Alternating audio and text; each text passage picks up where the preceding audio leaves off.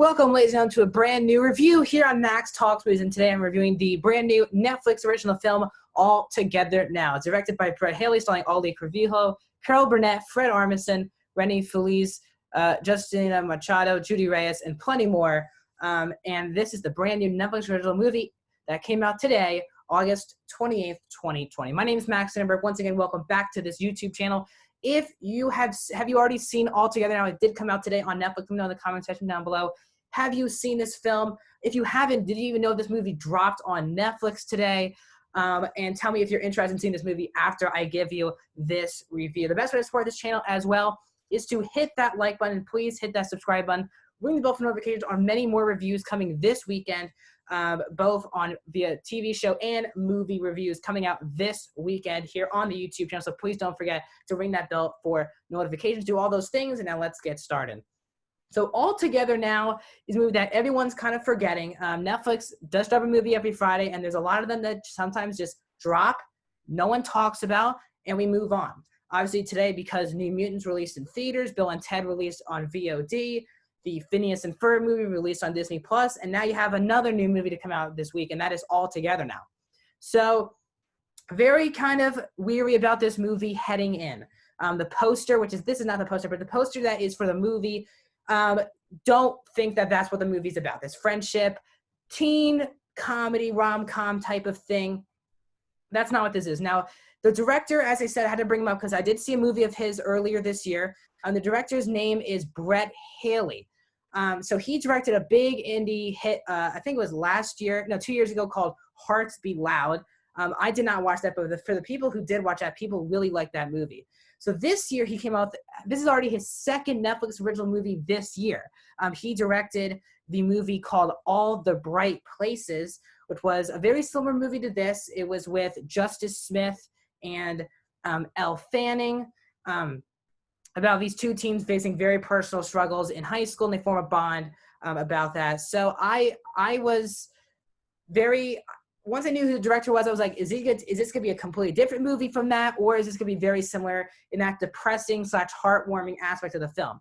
And I actually had a really good time with, not a good time, but I really enjoyed All the Bright Places. Now, is it the greatest movie of all time? No.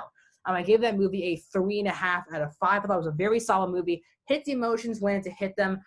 For me, the tones did not mix as well as it should have. They were trying to throw a lot of comedy, a lot of joyous moments with a lot of depressing stuff. It was very heavy. And that's what this movie is as well. It is very heavy. I would even consider this more heavy depending on how personally you're connected to either of those. If you've not seen All the Right Places, don't worry about that before seeing this movie. But now I have both movies to compare. And because they're both Netflix movies that came out this year that I've watched both in quarantine here. So All Together Now, so this is the starring of Ali Crevijo. If I'm saying that name wrong, I'm very sorry. She is obviously super famous if you know her because she voiced Moana in that Moana animated movie that came out now almost 4 years ago. And she really hasn't done anything movie-wise since. I haven't seen her do literally anything since Moana. She came out in Ralph Breaks the Internet, but other than that, nothing live action that I've seen out of her. And she is so fantastic in this movie. And Brett Haley, as you can see, I'm not even a huge Elle Fanning fan, and he got a great performance out of both Smith and Fanning in All the Bright Places. And here, maybe even the strongest performance he's gotten out of an actor so far, and that was Ali Crevijo, who she is the heart of the movie. She's in every scene. This is really her movie. Now, she has a group of friends, as you see in the poster.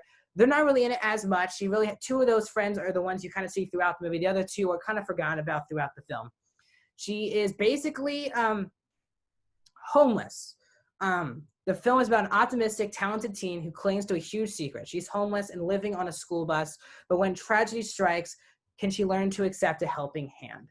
So this movie, what I like about this movie better than All the Bright Places is that All the Bright Places mixes a lot of tones. It's very happy, joyous stuff in the first act, and then it hit you with a lot of emotion and a lot of depressing stuff at one time. And it didn't feel like you could breathe in that movie. This film, what it does much better than that movie is it sticks to its tone throughout the movie. The first scene of the movie, it isn't that happy. You're seeing her walk around the bus fly. She lives in a bus with her mom, She's homeless, but she goes to school and she gets into Carnegie Mellon, and then something happens that really hits her hard, and then she needs to figure out a way to raise money to get on a flight to Pittsburgh, to get to college, all this type of stuff going on. She is really fantastic. I was rooting for her the entire movie. Now, yes, she does sing in this movie. She has one scene, but that is not why you're going to see this movie. There really isn't any singing with her in the movie. She gets maybe one or two scenes, if I can remember that correctly, in the entire movie. So if you're going to see the movie to see her sing, because she voiced Moana, this might not be it. But I would really love for you guys to see this movie, because she is a terrific actress, a must-watch.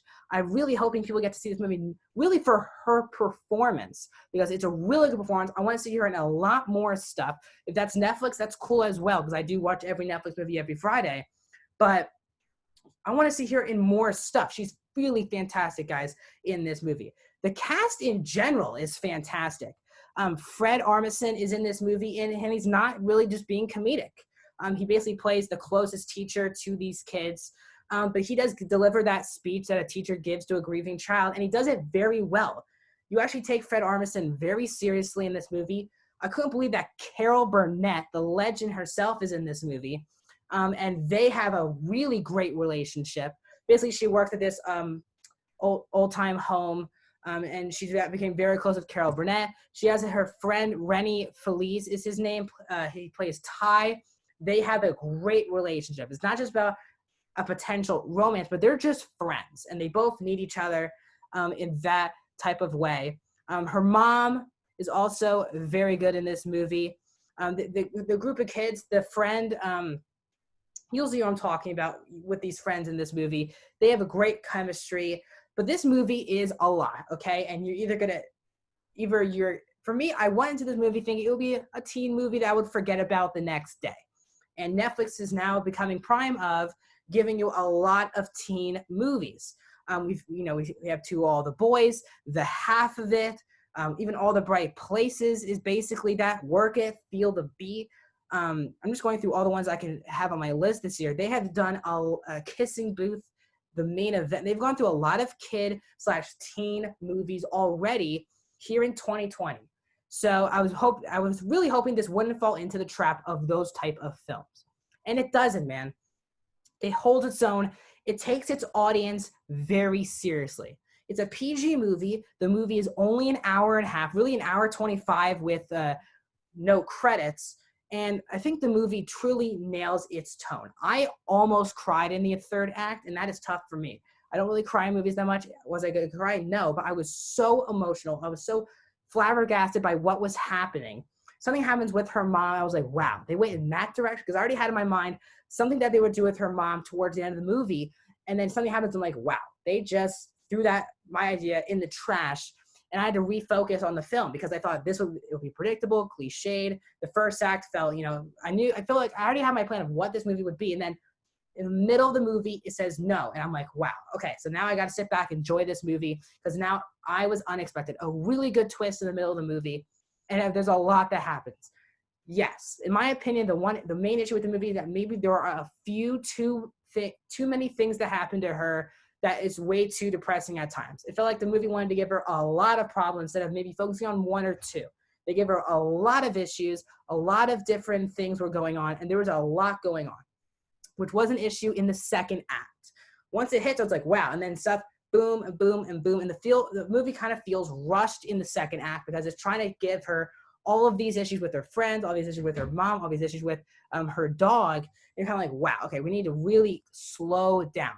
The movie strongest part is easily the third act. It really hits you hard what happened in the third act with her friends, with this community, what she ends up doing, and I thought it was great. The movie wasn't cheesy at all. But again, the main issue with the movie, there's way too, in my opinion, in the second act, there was way too much bad, depressing stuff going on at one time. They're kind of throwing you kind of everything that they thought of something depressing, and they kind of threw it at your face. And I thought that was the main issue of the movie. As well as it does at times struggle with tone. But this movie, it for the most part, has a really good tone. Now, a lot of people I've been seeing, it has an 80% score on Rotten Tomatoes, which is great.